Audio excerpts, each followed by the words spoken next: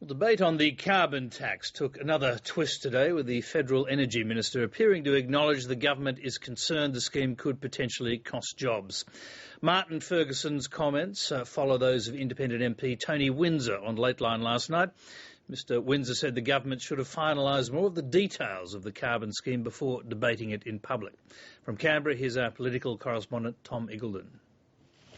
Good morning.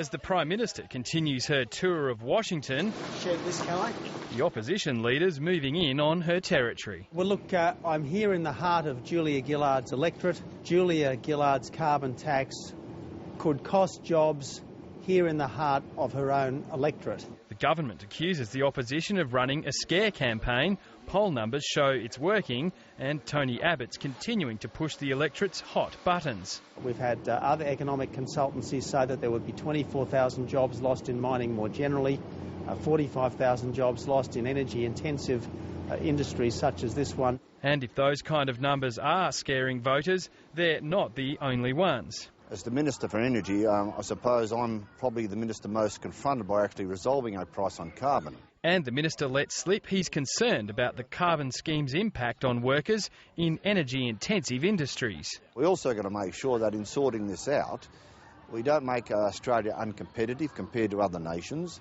and in doing so, see the loss of jobs out of Australia. So the balance is what really confronts the government, and I suppose that's what Tony Windsor was actually talking about last night. You talk about a scare campaign, but that's a reference to last night's interview on Late Line when Mr Windsor flagged he wasn't yet convinced by the government's approach to climate change. I don't think they sold it too well, and my understanding as part of that committee was that the Climate Change Commission would in fact get out there and talk to the community, engage the community, and I think they've put the cart before the horse a bit here. Tony Windsor is participating in the multi-party committee. That's a good thing.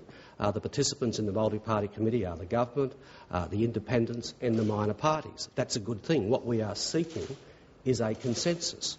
We are having a vigorous public debate. But the longer that debate continues, the more opportunities Tony Abbott has to shoot down the government's plans. And today he was taking aim at a visiting European Commission carbon expert who's been saying that 500 million Europeans live under a carbon trading scheme without any loss of jobs. In fact, it's environmental vanity rather than environmental seriousness which is driving Europe's policies on this matter.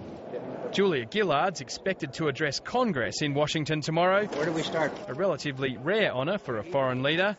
Then it's back to the big sell on the carbon tax in Australia. Tom Eagleton, Late Line.